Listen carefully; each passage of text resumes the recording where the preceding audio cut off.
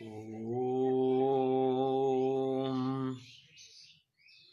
वक्रतुण्ड महाकाय कोटिसूर्यसमप्रभ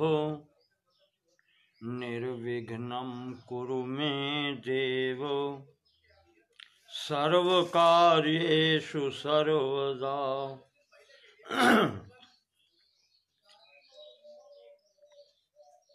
यं ब्रह्मा वरुणेन्द्ररुद्रमरुतः स्तुन्वन्ति दिव्यैस्तवैः वेदैः साङ्गपदक्रमोपनिषदैर्गायन्ति यं सामगाः। ध्यानावस्थिततद्गतेन मनसा पश्यन्ति यं योगिनो यस्यान्तं न विदुः सुरासुरगणा देवाय तस्मै नमः।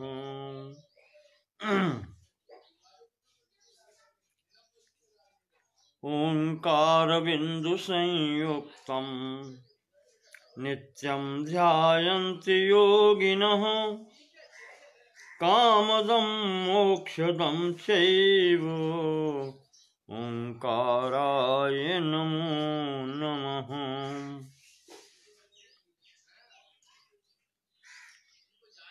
ॐ हस्ते क्षिमाला हृदि कृष्णतत्त्वं जिह्वाग्रभागे वरराममन्त्रं यन्मस्तके केशवपादतीर्थं शिवं महाभागवतं नमामि। नारायणं नमस्कृत्य नरं चैव नरोत्तमं देवीं सरस्वतीं व्यासं ततो जयमुदीरयेत्।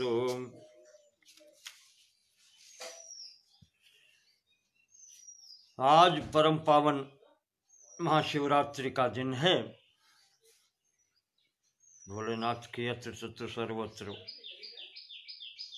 पूजा हो रही है।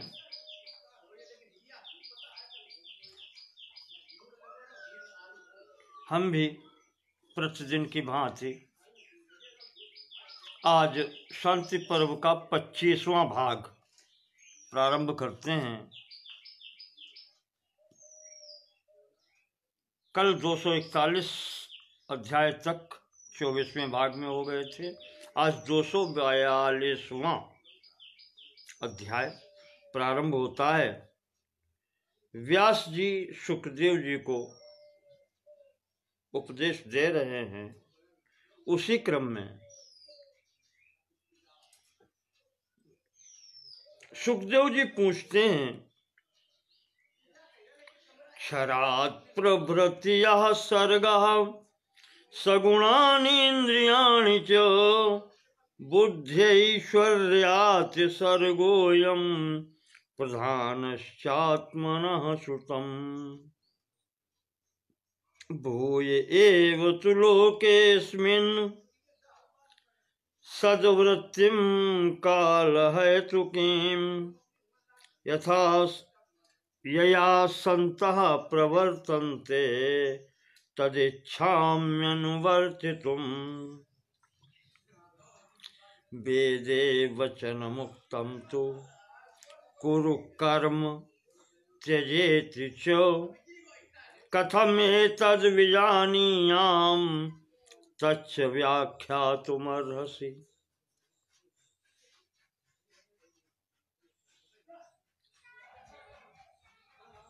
सुखदेव जी व्यास जी से कह रहे हैं कि पिताजी, आपने मुझे सृष्टि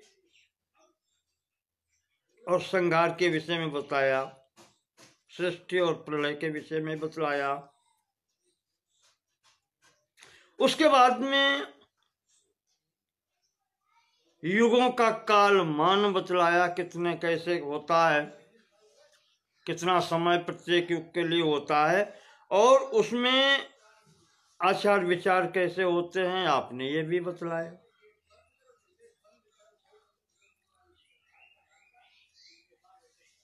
यहाँ एक मेरे चित्त में एक संशय हो रहा है पिताजी। वेदे वचन मुक्तम तो वेद वाणी में ही कहीं कहीं कहा गया है कि कर्म छोड़ो, कर्म त्यज, और कहीं कहा गया है कुरु कर्म, कर्म करो। तो सुखदेव जी कहते हैं कि हम क्या माने, इनका तात्पर्य क्या है? क्या ये दोनों विरोधी वाक्य हैं या इनका कुछ और तात्पर्य है? आप हमारे इस संशय का समाधान करें।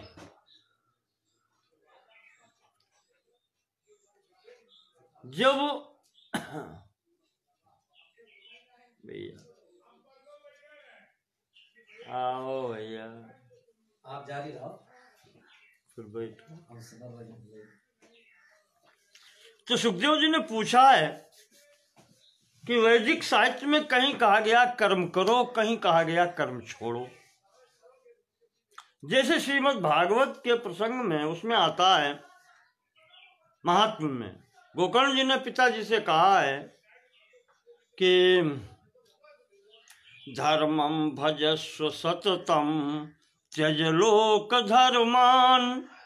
दो विपरीत बातें हो गई हैं कि धर्म का भजन करो या सेवन करो या धर्म कार्य करो, और उधर कह रहे हैं त्यज लोक धर्मान। एक ही बात वाक्य में दो चीजें आ जाती हैं। तो सुखदेव जी ने पूछा कि पिताजी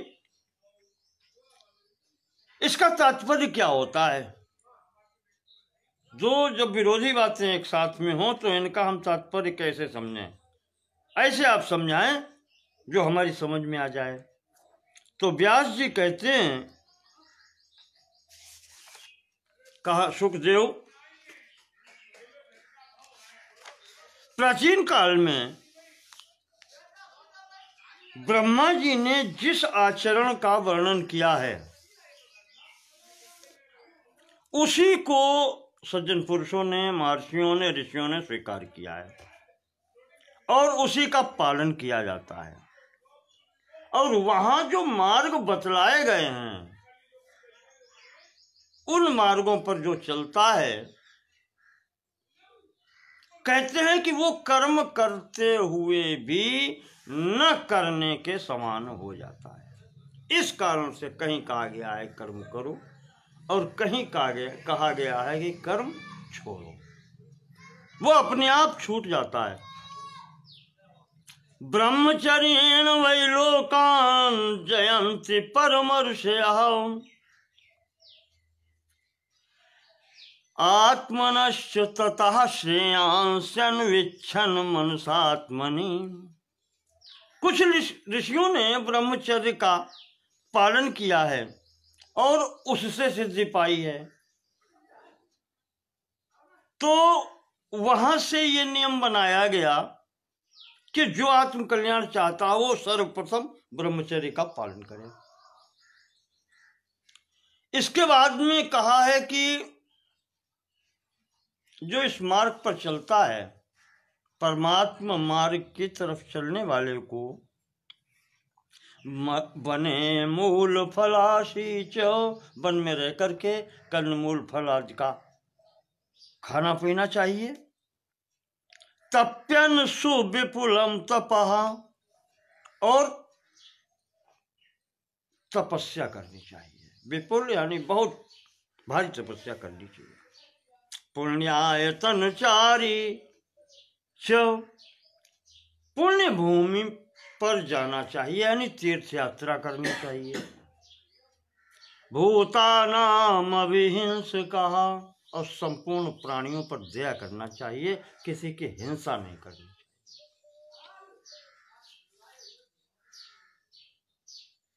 ये वानप्रस्थ आश्रम का देखें आप, ब्रह्मचर्य से उन्होंने सीधे वानप्रस्थ का वर्णन कर दिया और इसके बाद में कहा सन्यासी हो जाए। विधु में सन्न मुसले वानप्रस्थ प्रतिश्रय, काले काले चरण भैक्ष्यम कल्पते ब्रह्म भूय से। इसके बाद में सन्यास आश्रम लेकर के विधु में सन अमुसले, जब किसी के घर से, वो भी वानप्रस्थ, वानप्रस्थ जो हैं उनके दरवाजे पर जाकर के सन्यासी को ऐसे समय पर भिक्षा मांगनी चाहिए जब वहां से धुआं निकलना बंद हो चुका हो, किसी के घर से मूसल की आवाज ना आ रही हो, यानी समस्त कार्य हो चुके हो, सब लोग भोजन कर चुके हो, उसके बाद में सन्यासी को जाना चाहिए। इस प्रकार जीवन बिताए सन्यासी। तो सुखदेव जी कह रहे हैं कि अभी स्पष्ट नहीं हो पाया महाराज कि कर्म करो कर्म ना करो।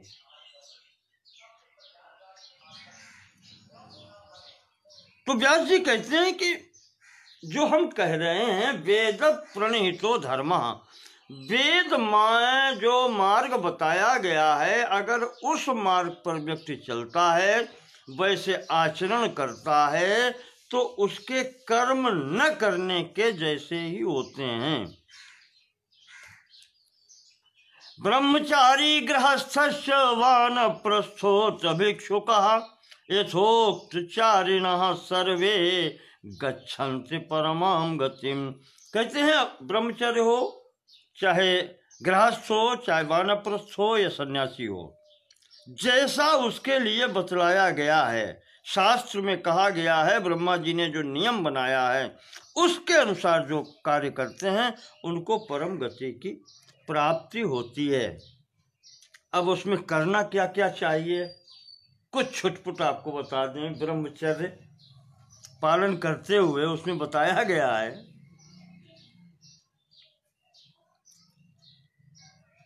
विशेषकर सावधान ब्राह्मण को किया गया है, क्योंकि इसको समाज में सर्वप्रथम माना गया है। तो जितनी शिक्षा इसको कड़ी दी गई है, बस यही है कि तुम ऐसे बनो कि तुमको देख करके लोग शिक्षा लें। स्वम स्वम चरित्रम शिक्षारम पृथिव्याम सर्व मानवा मनुस्मृति में मनु जी ने भी कहा है कि तुम अपना चरित्र ऐसा बनाओ कि संसार के लोग तुम्हारे चरित्र से शिक्षा लें, कि व्यक्ति को ऐसा होना चाहिए। तो व्यास जी कहते हैं कि ब्राह्मण बालक को चाहिए, द्विज शब्द प्रयोग किया है यहाँ पर, कि जो आयु का चौथाई भाग है यानी 25 वर्ष गुरुकुल में ब्रह्मचर्य का पालन करते हुए रहे।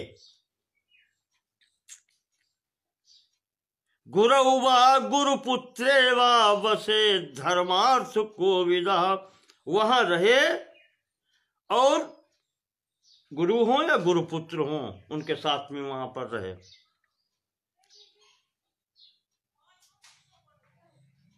जघन्यशायी पूर्वम स्यादुत्थाय गुरुवेश्मनि, बहुत कठिन बताया गया है कि गुरु के सोने के बाद में सोवे, गुरु के बिस्तर से नीचे अपना बिस्तर लगाए,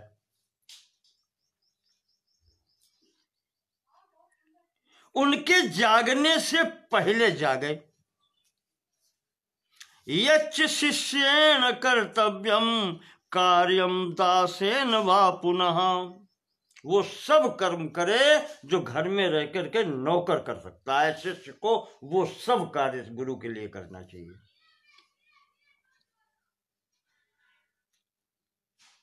कृतमित्येव तत्सर्वं कृत्वा तिष्ठे पार्श्वतः, जो आज्ञा दी जाए गुरु जी से इनकार कभी न करे, सीधे कहा कि अभी हुआ, अभी करता हूं, और कार्य पूरा करके फिर वहीं पर आकर के गुरु जी से किंकर तब किंकर सर्वकारी स्यात्।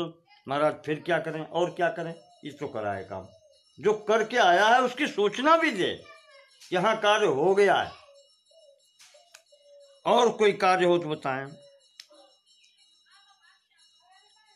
और ये सब करते हुए कर्माति शेषेण गुरावध्येतव्यं बुभूषिता। गुरु की पूरी सेवा करते हुए फिर बाद में उनके पास बैठ करके तब शिक्षा ग्रहण करें। दक्षिणोनपवादी स्यात् आहूतो गुरुमाश्रयेत्। अध्ययन करें, दक्षिण कहते हैं कि विपरीत न जाए, किसी के दाहिने रहना, दाहिने रहने का मतलब उनकी हर बात माने। अनपवाद ही स्यात्, अपवाद यानी कि विवाद न करे, कुछ गुरु के अपमान की बात न करे। आहूतो गुरुमाश्रयेत्, जब भी गुरु बुलाए तो तुरंत उनकी सेवा में पहुंचे, बाहर भीतर पवित्र रहे, कार्य करने में कुशल हो, गुणवान बने, ये सब चीजें बताई हैं। शांत भाव में रहे, इंद्रियों को वश में रखे, मुख्य समस्या यहीं पर है।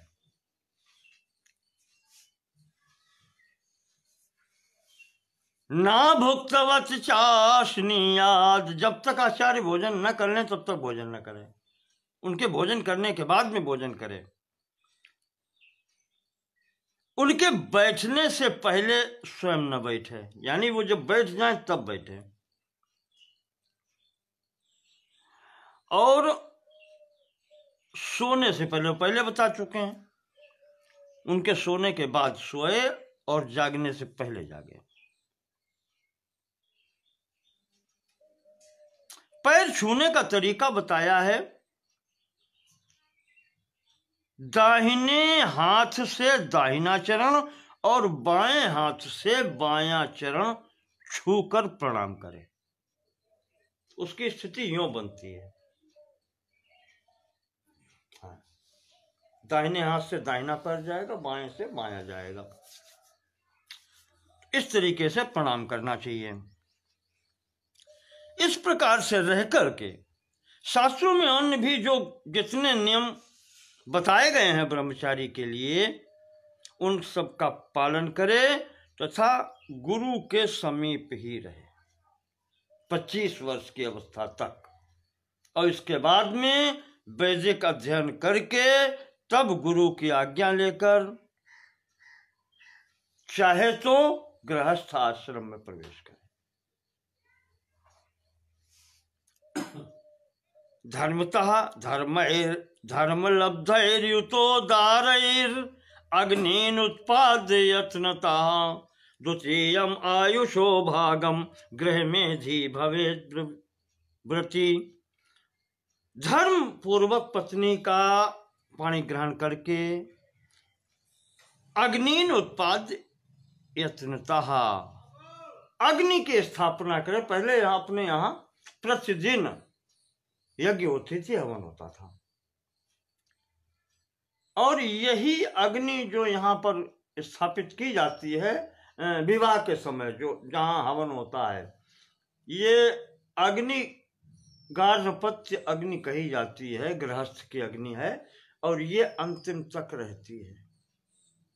और वही अग्नि हम लोगों के बचपन में होता था, जैसे अब तो दियासलाई चलने लगे, लाइटर चलने लगे, नहीं तो उस समय तो अग्नि बरसिया में दूध वाले जो हाड़े के नीचे उसमें जबीर आते, उससे आग निकाली जाती पर्दे, और वो प्रति अलग अलग थी।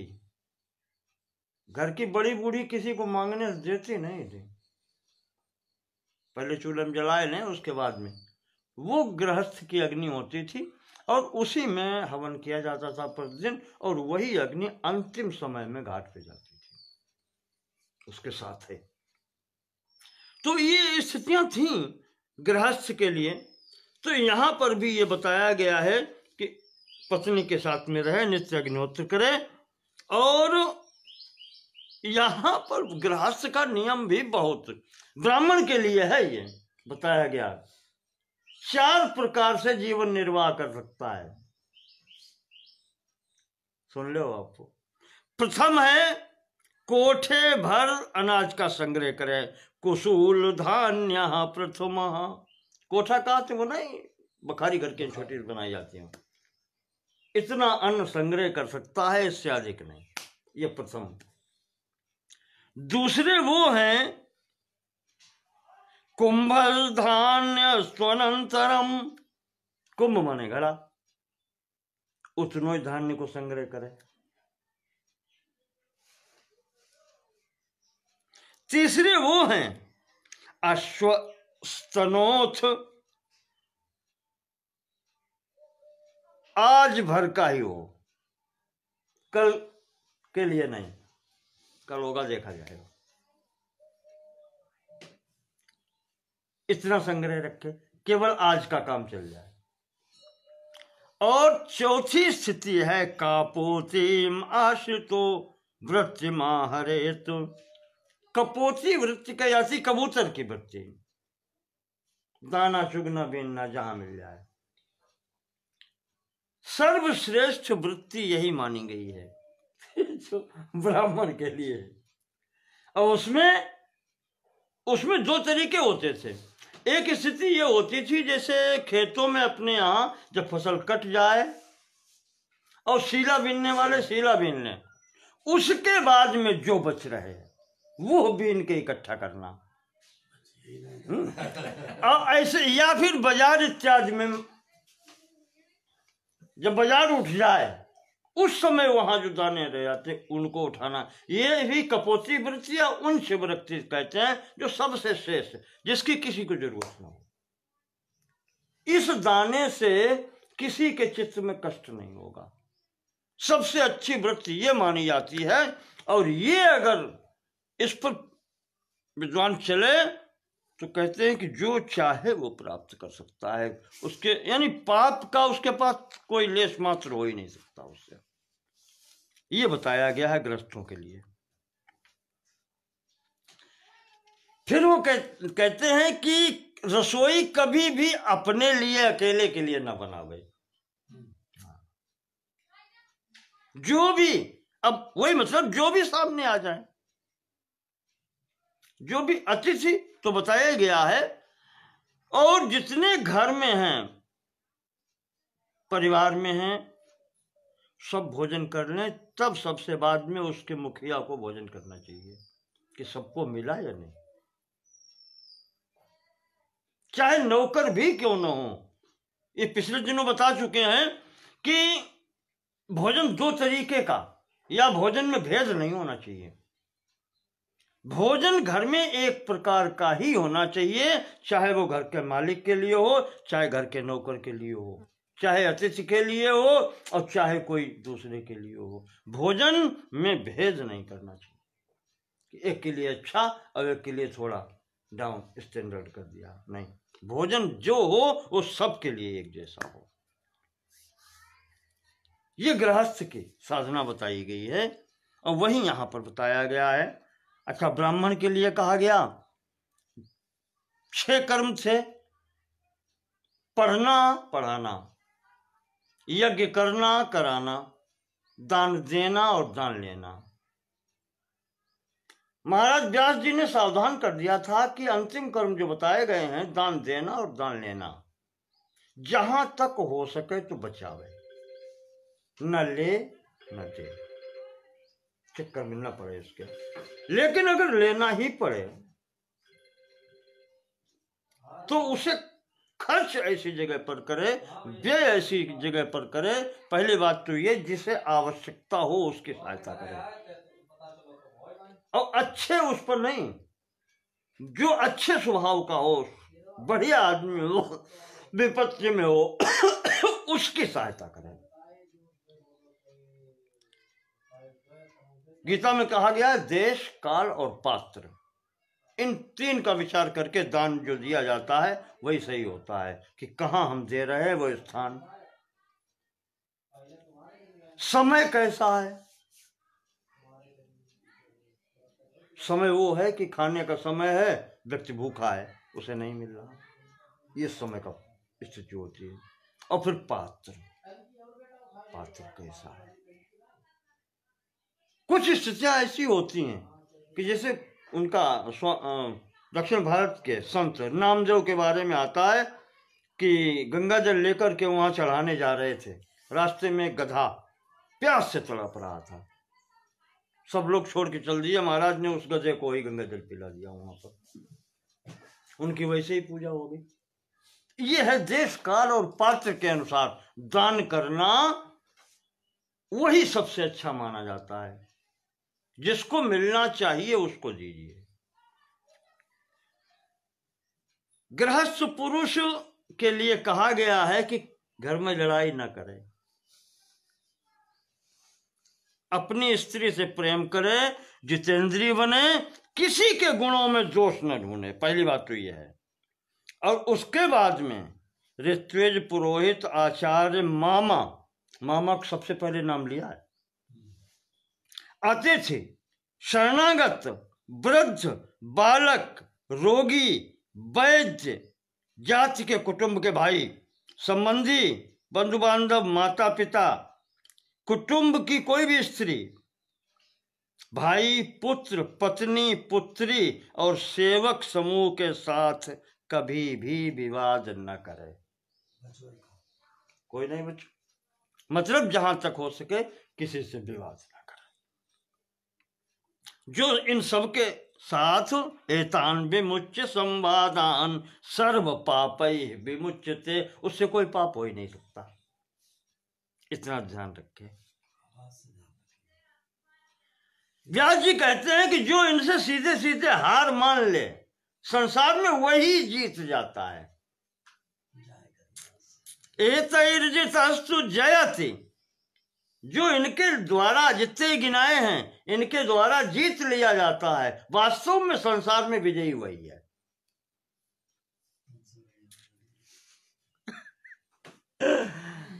तो कहाँ दद्दू का नहीं चलियो, दद्दू को ये नहीं मौका, आज कौन कार्यक्रम लगे, ठीक चलो चलो नारायण। तो कहते हैं कि गृहस्थ में रहते हुए भ्राता ज्येष्ठा समः पित्रा भार्या पुत्र सुखातनु, परिवार में बड़े भाई का सम्मान पिता के तुल्य होना चाहिए। पत्नी और पुत्र भी अपने ही जैसे हैं, इनका सबका सम्मान होना चाहिए, बेटी का सम्मान होना चाहिए। अगर इस परिवार के किसी व्यक्ति द्वारा अपना तिरस्कार अगर हो भी जाए तो सहन करना चाहिए, तितिक्षु होना चाहिए।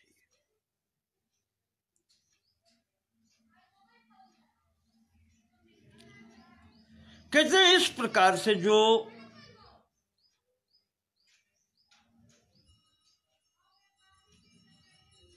निर्वाह करता है गृहस्थ आश्रम में, वो व्यक्ति 10 पहले की और 10 बाद की पीढ़ियों को कल्याण कर देता है, पवित्र कर देता है। और इसके अनंतर बताया अतः परम परम मुदारमाश्रमम तृतीयमाहुस्त्यतां कलेवरम वनौकसां गृहपतिनामनुत्तमं शृणुष्व संश्लिष्ट शरीरकारिणाम। व्यास जी कहते हैं सुखदेव, फिर इसके बाद में जो तीसरा आश्रम आता है वो है वानप्रस्थ आश्रम। अब यहां से विशेष तपस्या प्रारंभ हो जाती है। वनौकसाम, घर छोड़ देना चाहिए, वन में रहना चाहिए।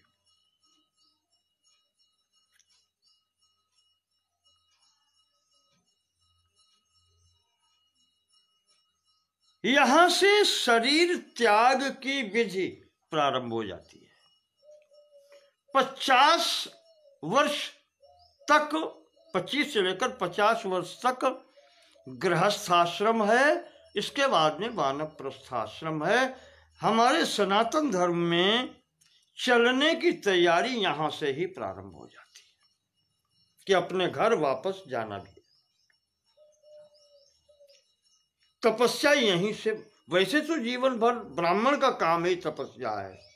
ब्राह्मण से तो देहोयम न सुखाय कदाचन, ब्राह्मण का शरीर ये सुख प्राप्त करने के लिए है ही नहीं।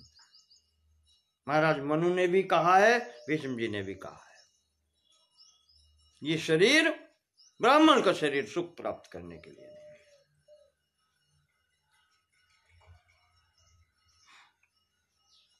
तो वही व्यास जी कह रहे हैं कि यहां से गृहस्थ आश्रम से उत्तम वानप्रस्थ को माना गया है, और वानप्रस्थ आश्रम में रह करके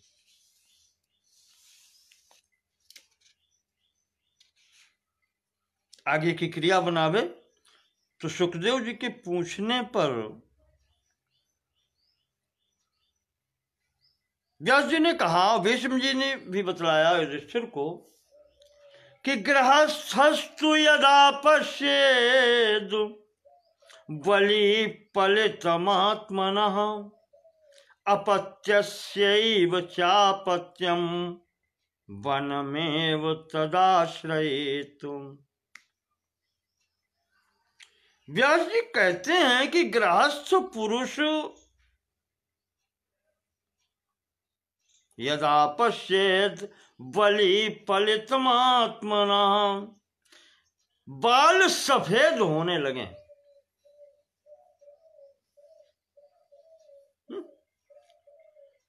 अपत्यस्यैव चापत्यम, अपत्य के अपत्य प्राप्त हो जाए।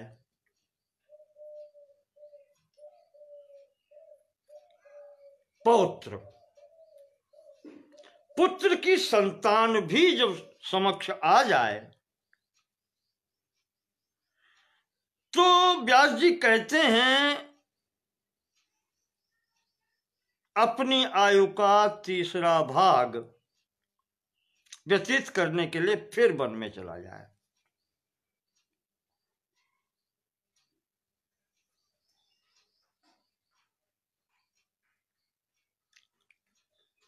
यहां पर जो बताया है,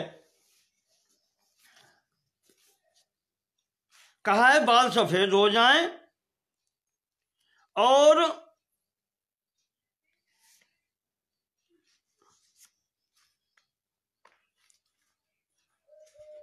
अब पौत्र का दर्शन हो जाए। ये दो स्थितियां बताई हैं।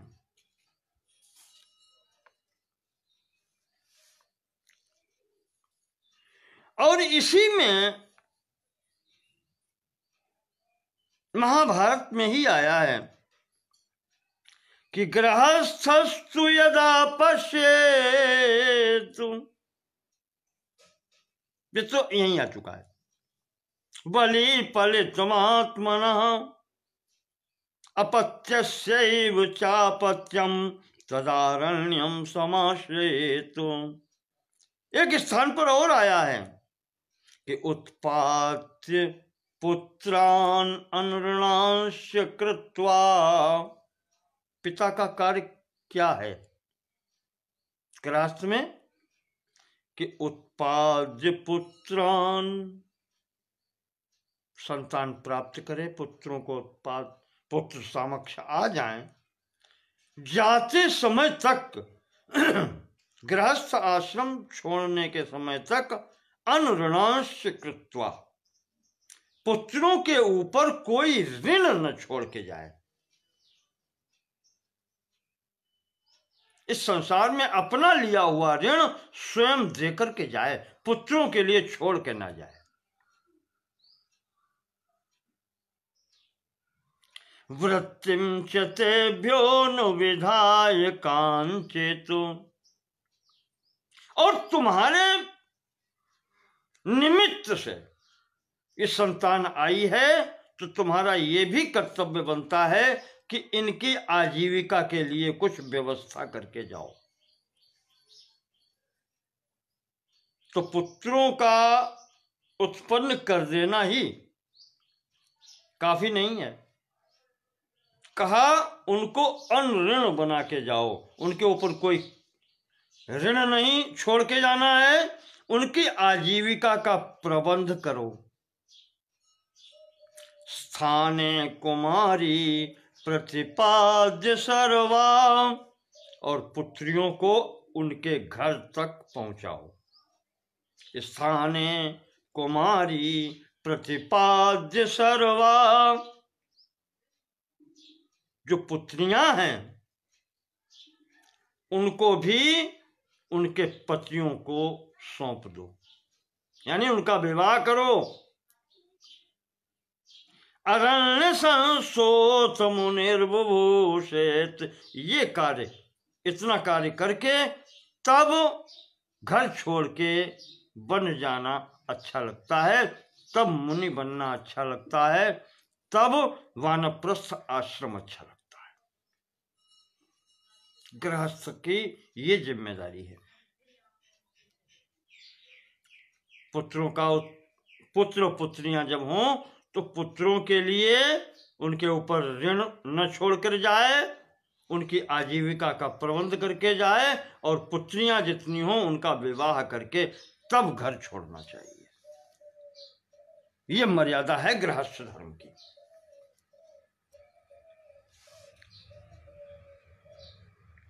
तो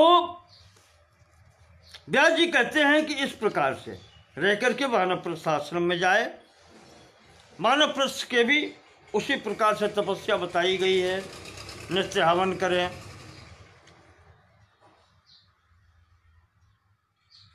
और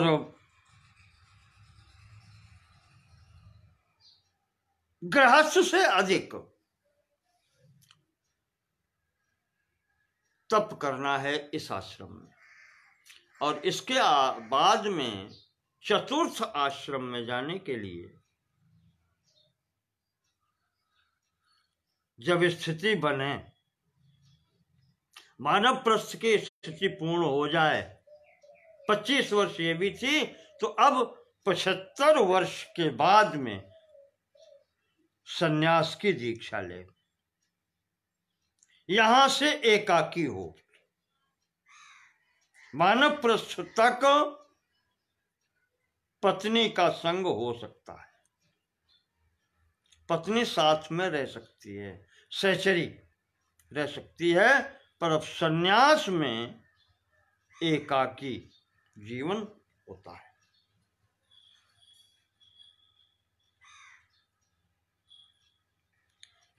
कहते हैं जिस दिन दीक्षा ले, सद्यस्काराम निरूप्येष्टिम सर्ववेद सदक्षिणाम,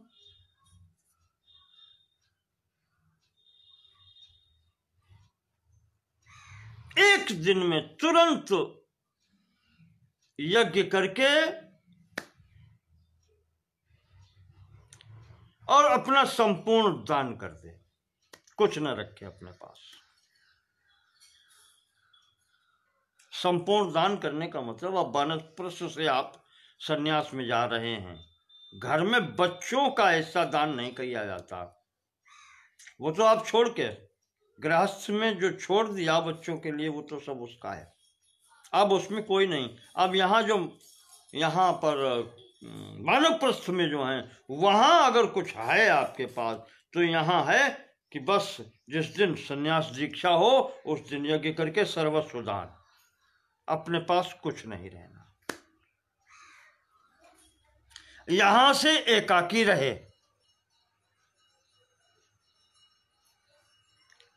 यहां से होम इत्यादि की स्थिति भी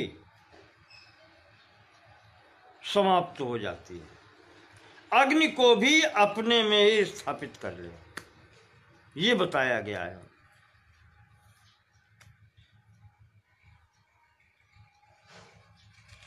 न किसी को उत्तेजना देना, न स्वयं किसी से उत्तेजित होना। इस प्रकार से सन्यासी का आचरण हो। उसके लिए कहा गया है कि वो परिग्रह नहीं कर सकता किसी भी स्तर का, अग्न्याधान भी नहीं कर सकता, अग्नि का स्पर्श भी यहां पर।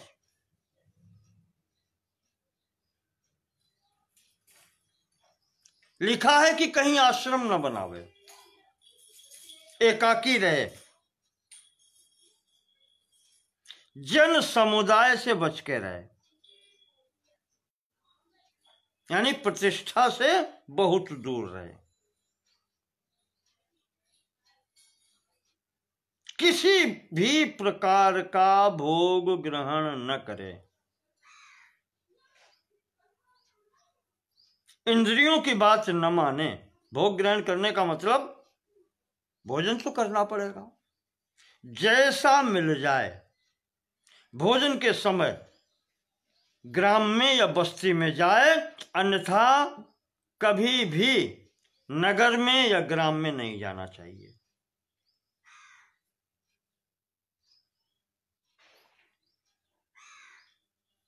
निंदा स्तुति से कोई मतलब न रखे, कभी भी।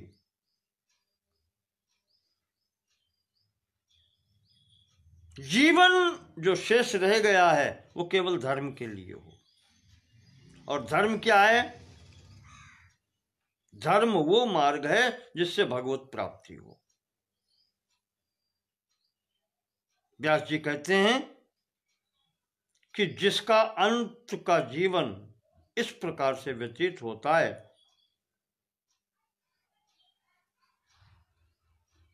चित्त शांत हो जाता है, मन एकाग्र हो जाता है, वही ब्रह्मज्ञ कहा जाता है। वही ब्रह्म को जान पाता है और वही ब्रह्म को प्राप्त करता है। जिसके अंदर कोई कामना नहीं होती, वही तो उसे प्राप्त करता है।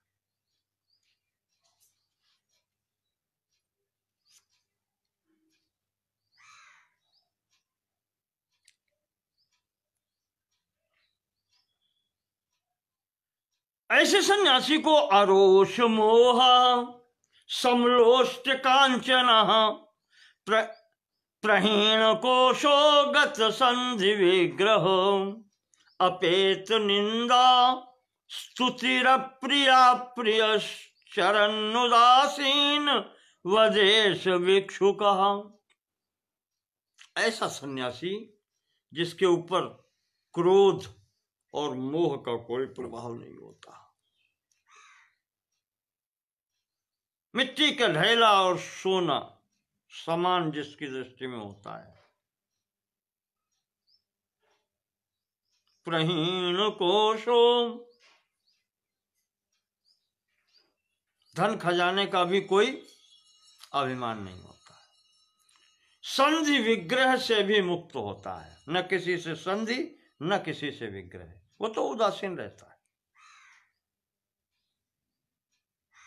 न कोई उसका प्रिय है न कोई अप्रिय है, सबसे समान भाव है।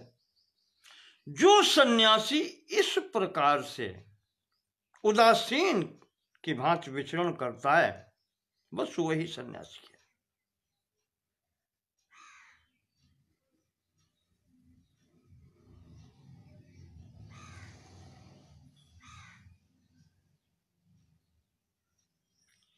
व्यास जी कहते हैं सुखदेव, अच्छा ये शरीर जो है तुम्हारा या अपना, हम लोगों का शरीर,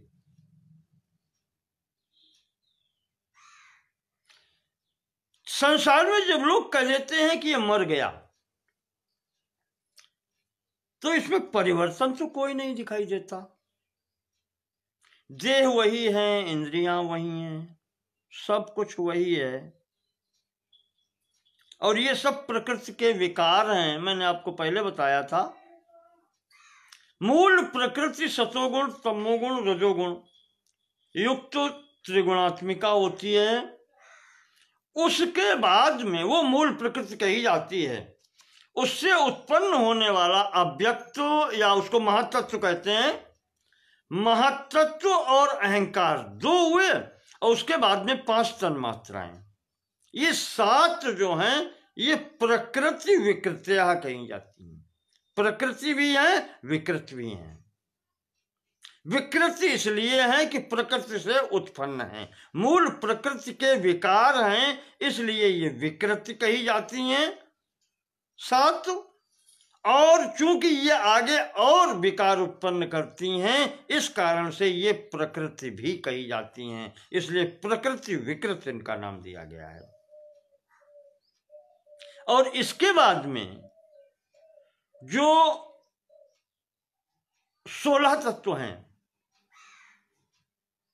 मन, 10 इंद्रियां और 5 महाभूत, जिनके द्वारा ये संपूर्ण संसार निर्मित है, इनसे आगे कोई उत्पत्ति नहीं होती, इसलिए ये 16 विकृति कही जाती हैं। ये विकार हैं। अब आप यहां पर देखें तो मूल प्रकृति के ये सभी विकार हैं 23, है कि नहीं? और यहां पर जो महत्तत्व होता है वही समष्टि बुद्धि कही जाती है, संपूर्ण बुद्धि। उसका अंश ही अपनी बुद्धि होती है।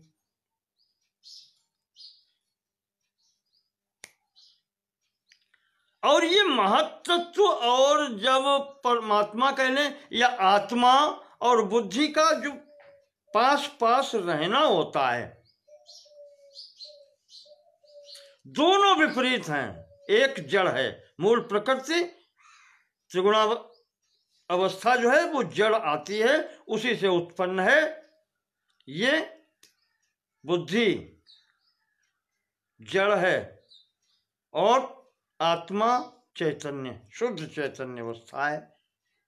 पास पास में रहते हैं, दोनों विपरीत धर्म है, फिर भी रहते हैं। और उस कारण से ही बुद्धि में चैतन्यता का विकार आना लगता है और चैतन्यता में जड़ता का विकार आने लगता है। तो वो जब चैतन्यता में जड़ता का विकार आता है वही जीव कहलाता है, वो होता है जीव। और जब जड़ में चैतन्यता, तो कहलाती है बुद्धि। बुद्धि में जब चेतनता का होता है तब वो चिंतन करना प्रारंभ कर देता है, तब चित्त और मन की स्थिति आती है, ये उससे उत्पन्न होते हैं। तो कहते हैं कि जो प्रारंभ में बताइए आपको महत्तत्व और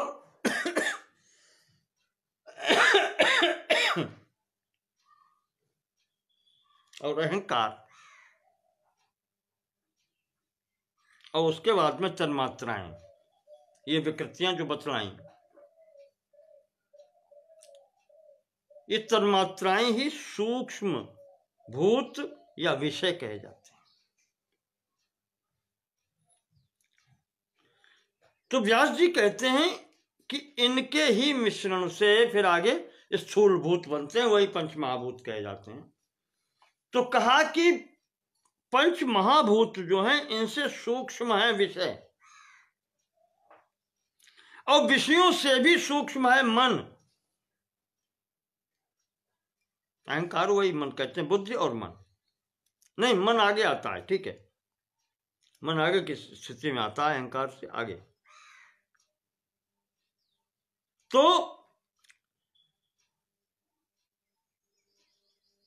महाभूतों से सूक्ष्म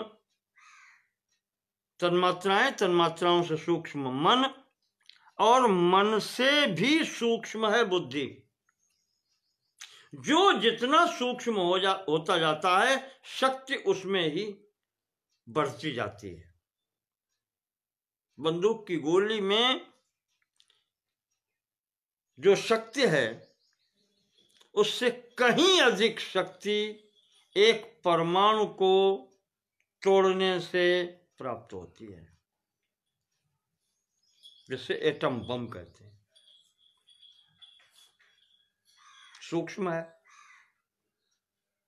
एटम, परमाणु कितना सूक्ष्म है, और वो अधिक शक्ति रखता है। तो कहा ये श्रेष्ठ है।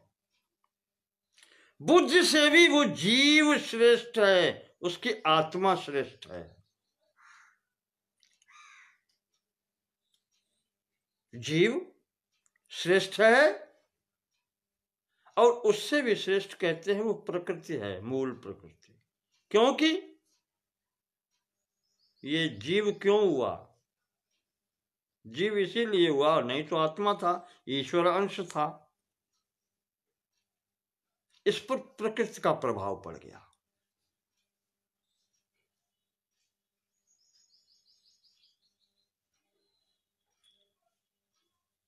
ईश्वर माया वश्य जीव अभिमानी, और ईश वश्य माया गुण खानी। अंतर इतना है, ईश्वर पर इसका प्रभाव नहीं पड़ता और जीव पर इसका प्रभाव पड़ जाता है।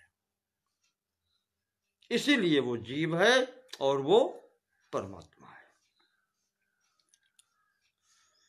तो कहते हैं कि ये जितने एक से एक जहां पर सूक्ष्मता होती जाती है, वो अधिक शक्तिशाली हो जाता है, वो अधिक श्रेष्ठ होता है, और उसी को प्राप्त करने की चेष्टा की जाती है। व्यास जी कहते हैं प्रत्येक व्यक्ति उस पर ब्रह्म जो त्रिगुणात्मक का प्रकृति से भी परे है, इससे भी सूक्ष्म है, उसको प्राप्त करना चाहता है। सबकी स्थितियां वहीं तक जाती हैं, उसी को प्राप्त करना चाहता है। और वो स्थिति ये बनती है जिसके पास में अन्य कुछ भी पाने की इच्छा न हो, वही उसको प्राप्त कर सकता है। यद्यप्यस्य महिम दद्यात्, भले ही उसको संपूर्ण पृथ्वी का शासन मिल जाए। रत्न पूर्णामिमां नरः, ये रत्न से परिपूर्ण पृथ्वी मिल जाए उसको। इदमेव ततः श्रेय इति मन्येत तत्त्ववित्, कहते हैं कि इस संपूर्ण रत्नमय पृथ्वी से भी जो व्यक्ति आसक्ति नहीं रखता, लगाव नहीं रखता, उससे भी अधिक परमात्मा को श्रेष्ठ मानता है, उसे ही परमात्मा की प्राप्ति होती है, और वही तत्व ज्ञानी वास्तव में है।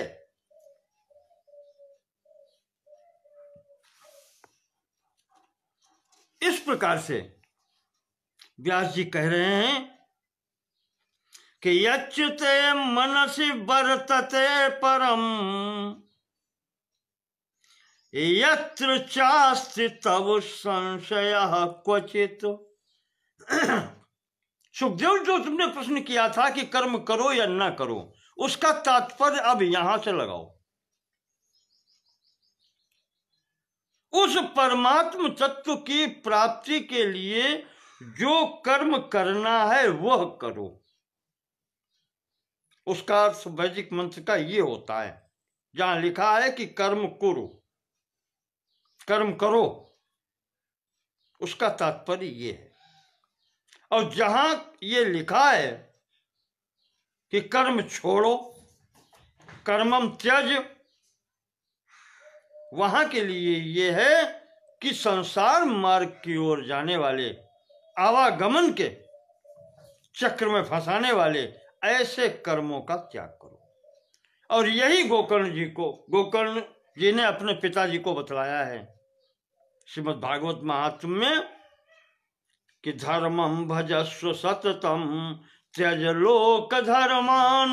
महाराज, धर्म का पालन करो और लोक धर्मों का परित्याग करो। लोक धर्म का मतलब ये जो संसार चक्र में डालने वाले कर्तव्य हैं उनका त्याग करो, और धर्म का पालन करो, यानी कि परमात्मा की तरफ चलने वाले कर्तव्य का पालन करो। तो इस प्रकार से यहां पर व्यास जी ने भी विवेचन किया और सुखदेव जी से कहा कि यहां पर इस प्रकार से विचार करके चलना चाहिए। और सुखदेव, बुद्धि का प्रयोग आवश्यक है। संपूर्ण सृष्टि जो मैंने तुम्हें बताई है, कहा इसमें बुद्धि की श्रेष्ठता। मूल प्रकृति से सर्वप्रथम उत्पन्न होने वाली बुद्धि तो है। बुद्धि से आगे फिर मन और इंद्रियां और पंच महाभूत आते हैं। तो जो सर्वप्रथम आया है, सबसे सूक्ष्म जो है वो बुद्धि है। और बुद्धि ही श्रेष्ठ है। जिसकी बुद्धि सही दिशा में काम करती है, उसको लक्ष्य की प्राप्ति होती है। और ऐसी भी स्थिति है कि सब कुछ होते हुए भी जिसकी बुद्धि भ्रष्ट हो जाती है, फिर वो नष्ट हो ही जाता है, बचता नहीं। गीता में कहा भगवान ने कि बुद्धि नाशात् प्रणश्यति। जिसकी बुद्धि में भेद हो जाए, फिर उसको नष्ट हो जाने में देर नहीं लगती।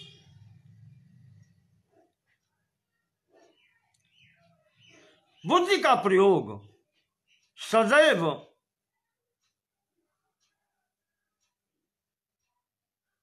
सन्मार्ग की ओर जाने में करना चाहिए।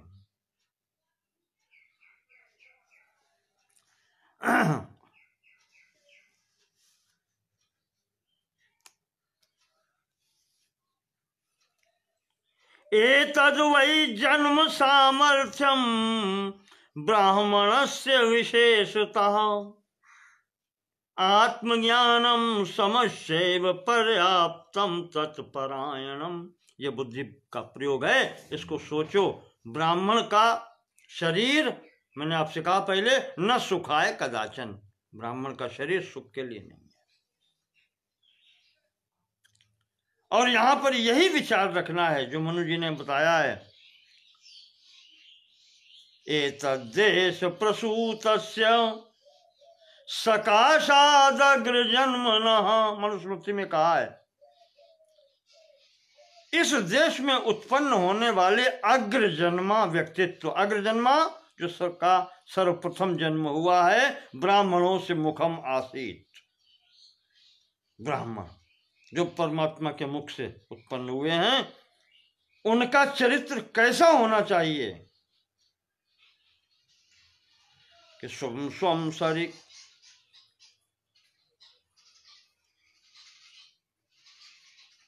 स्वम स्वम चरित्रम शिक्षेरन पृथिव्याम सर्वमानवा। पृथ्वी के सभी मनुष्य यहाँ आकर के उसको चरित्र को देख करके स्वयं शिक्षा लें कि मनुष्य को ऐसा होना चाहिए। यह जिम्मेदारी ब्राह्मण की है। वो समाज में आदर्श प्रस्तुत करे कि इस प्रकार से आचरण करो। तो ये तभी होगा, व्यास जी कहते हैं, कि जब तुम्हारी बुद्धि शुद्ध होगी।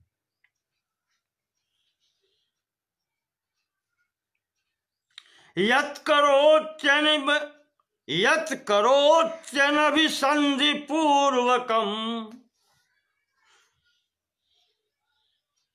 तच्च निर्नुदति तत्पुराकृतम। कहते हैं कि वो ब्राह्मण या वो बुद्धि का उचित उपयोग करने वाला जो व्यक्तित्व है, वो जितना भी कार्य करता है वो निष्काम भाव से करता है। मैंने कहा था निष्काम भाव वही है कि जो परिस्थिति सामने आए उसके अनुकूल उस कार्य को कर लेना। जो नहीं आई है उसके पीछे नहीं भागना, जो बीत चुकी है उसके लिए रोना नहीं। यह निष्काम कर्म होता है। किसी के लिए, किसी कार्य के लिए पहले से उद्योग नहीं करना कि ऐसा करेंगे तो ऐसा हो जाएगा। वो जो फल की कामना है वो समाप्त तो कर दो।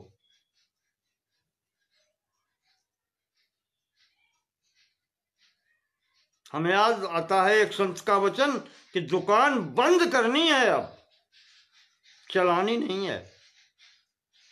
तो दुकान बंद करने के लिए दो ही मार्ग हैं, दोनों का करना पड़ता है कि जो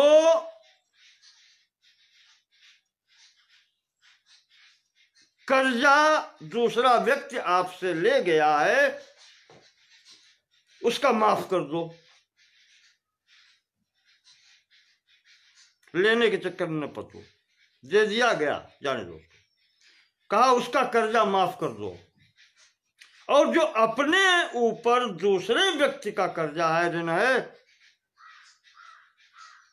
वो उसका चुका दो, दुकान बंद हो जाएगी। और कुछ नहीं करना।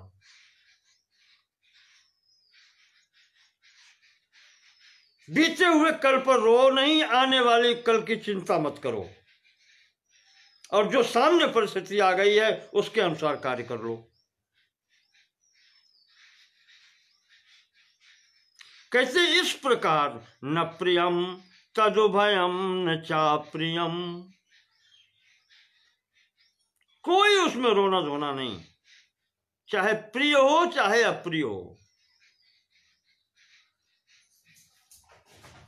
ऐसे कार्य को जो कर लेता है और जो चिंता नहीं करता, कहते हैं उसका कोई भला बुरा फल भी फिर नहीं होता, न उसको वो कर्म बांध सकते हैं। उसका काम वो सब न करने के बराबर ही होता है।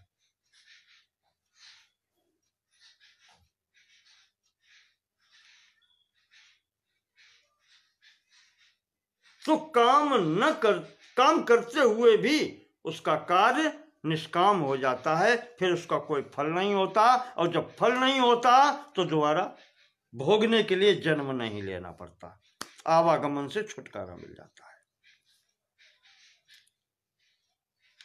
इस तरीके से कहते हैं व्यास जी कि इस रास्ते पर चलो।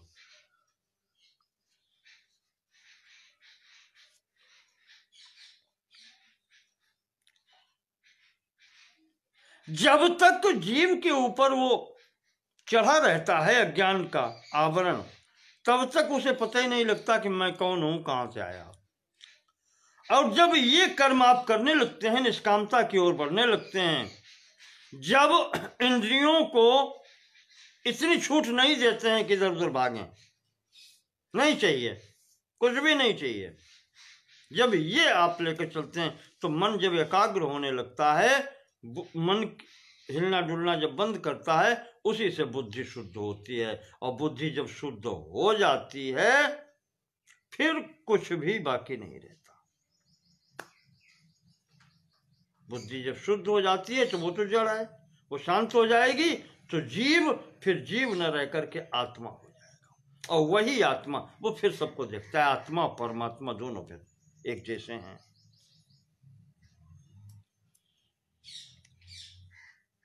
और जो साधक इस प्रकार से अपने को बना लेता है, कहते हैं कि उसे संसार में कहीं किसी से डरने की जरूरत नहीं पड़ती।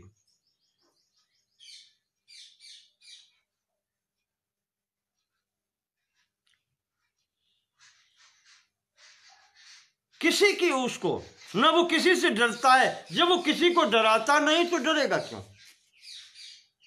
व्यक्ति को डर उसके कर्म ही देते हैं।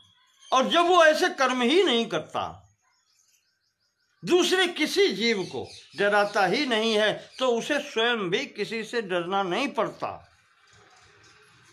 शास्त्रों में आपने पढ़ा होगा कि ऋषियों मुनियों के आश्रम पर वहीं शेर भी रहते थे, वहीं पर हिरण भी रहते थे, सब उसी आश्रम में रहते थे। आपस के बैर समाप्त हो गए थे। क्यों हो जाते हैं? यह सिद्धि, यही सिद्धि है उसकी।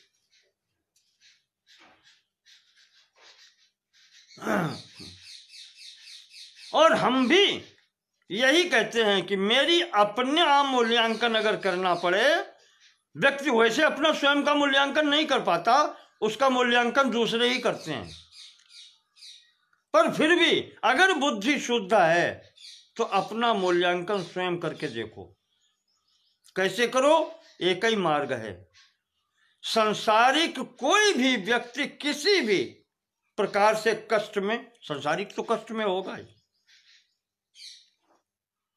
वो आकर के आपके पास में बैठता है तो उसको एक क्षण, अधिक क्या कहें, 5 मिनट में तो शांति मिल ही जाना चाहिए। क्षण भर अगर काफी न हो तो अगर वो आपके पास बैठता है तो उसको 5 मिनट में शांति मिल जानी चाहिए। और अगर उस अगले व्यक्ति को आपके पास बैठने से शांति नहीं मिलती है तो इसका मतलब है कि आपके स्वयं के अंतर्गत कमी है। वो तो परेशान होकर के आया ही है, और अगर उसे आप शांति नहीं दे सकते, वो उसको शांति नहीं मिलती, इसका अर्थ यह है कि आप स्वयं शांत नहीं हैं। अन्यथा पास वाले व्यक्ति को शांति मिल ही जानी चाहिए। शांत समुद्र में कितनी भी वेग से नदी गिरती है और वो शांत हो जाती है। समुद्र में मिलते ही मिलते उसका वेग, उसका सब कुछ शांत हो जाता है। और अगर शांत नहीं होता है तो इसका मतलब वो समुद्र है ही नहीं। समुद्र कमी किसकी है? समुद्र की। तो उसे शांत, अगर शांत है तो नदी की हलचल उसको अशांत नहीं कर सकती, उसे भी शांत होना ही पड़ेगा। ये पहचान है अपनी मूल्यांकन की। जो व्यक्ति इस प्रकार से अपना मूल्यांकन करता है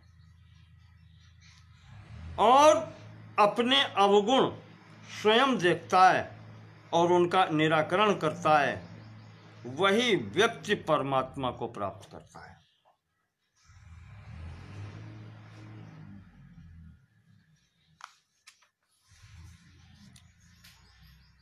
और ऐसे व्यक्ति के लिए संसार में फिर किसी वस्तु की कमी नहीं रह जाती।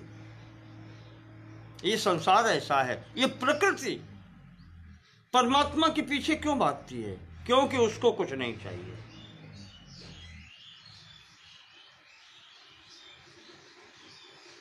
और जिसको कुछ नहीं चाहिए उसके पीछे ही ये दुनिया भागती है।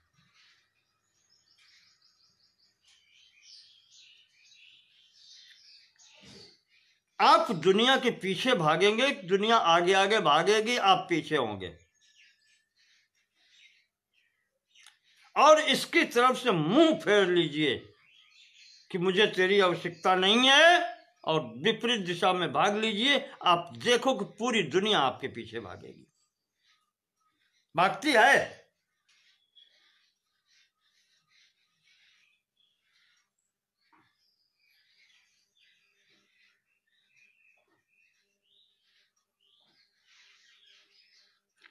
व्यास जी कहते हैं कि तपस्या का सार है त्याग।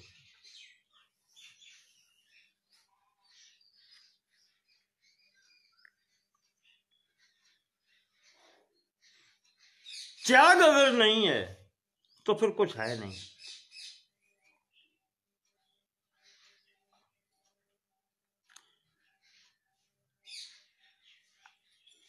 संगुप्तान्यात्मनो द्वाराण्यपिधाय विचिन्तयन् यो ह्यास्ते ब्राह्मणः शिष्टा स आत्मरतिरुच्यते। जो अपनी इंद्रियों को रोक रखता है, इंद्रियों के दरवाजे जो बंद कर लेता है और नित्य परमात्मा का चिंतन करता है, कहते हैं वही ब्राह्मण श्रेष्ठ है और वही आत्म रमण करता है, आत्माराम भी कहलाता है। ऐसा व्यक्तित्व होना चाहिए। और इस शरीर में व्यास जी कहते हैं कि शरीर में कुछ है नहीं। जितनी चीजें आपको बतलाई हैं, कहते हैं शरीर में कुछ भी सार नहीं है। विचार करके देखो तो इस शरीर में भी सब दुर्गुण ही दुर्गुण है। कितना भी इसकी सुरक्षा करो, इसमें दुर्गंध ही भरी मिलेगी आपको। इसलिए इस संसार की और इस शरीर की भी इतनी परवाह मत करो।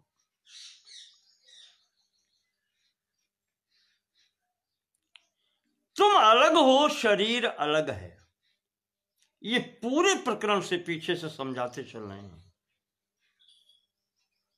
तुम शरीर को बलात् जबरदस्ती अपना माने बैठे हो।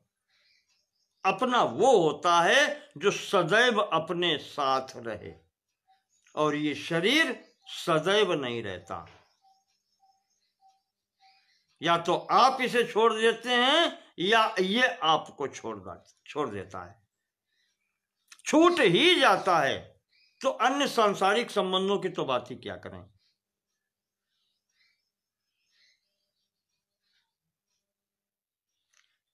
इससे अलग होकर के रहो। जितने भी दोष आते हैं इसके संसर्ग से ही आते हैं। काम, क्रोध, लोभ, मद, मोह, ईर्ष्या, जितने भी हैं दोष, जब तक ये शरीर नहीं होता, सूक्ष्म शरीर होता है, उसमें कुछ नहीं होता। सूक्ष्म शरीर या कारण शरीर, उनमें इन दोषों की स्थिति नहीं है। ये दोष तभी प्राप्त होते हैं जब ये स्थूल शरीर प्राप्त होता है।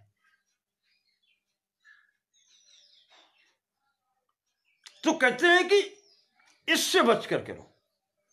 और जैसे ही शरीर प्राप्त होता है वैसे ही कामनाएं शुरू हो जाती हैं, वासनाएं शुरू हो जाती हैं, और उसमें कामनाएं वासनाएं प्रारंभ होकर के और फिर उसके अनुकूल काम होने लगते हैं। बुद्धि पर जहां प्रभाव पहुंचा और बुद्धि जरा सा भी विकृत हुई, वही कहलाता है अज्ञान। वो अगर जरा सा भी प्रभाव डाल पाया तो फिर मन विकृत हुआ, और मन अपने लेबर जितनी है उसके साथ में इंद्रियों की, उसके जो कर्मचारी हैं वो इस प्रपंच की ओर लगा देता है। प्रपंची व्यक्ति को प्रपंच में ही आनंद मिलता है। ये प्रपंच से ही उत्पन्न हुए हैं, इस कारण से इन्हें प्रपंच में ही आनंद मिलता है। तो बुद्धि केवल ऐसी है कि वहां से निर्णय होता है इधर या उधर का। तो बुद्धि का उचित प्रयोग करके उसको निर्मल करने के लिए मार्ग यही है कि इंद्रियों का दमन करके मन का निग्रह करो, और मन का निग्रह करके तब जा करके बुद्धि स्थिर होगी, और स्थिर होने पर फिर प्रकाश रूपी आत्मा का दर्शन हो ही जाता है। यही बुद्धि का गुण है। इसके बाद में प्राप्ति का मार्ग बता दिया व्यास जी ने, इस प्रकार से इसको प्राप्त किया जाता है। तो अब भीष्म जी कह रहे हैं, युधिष्ठिर ने फिर प्रश्न किया, पितामह ये मृत्यु क्या है?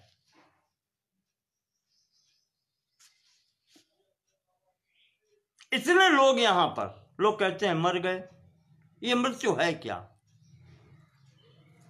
उसके सामने बलवान हो चाहे निर्बल हो, किसी की चलती नहीं है।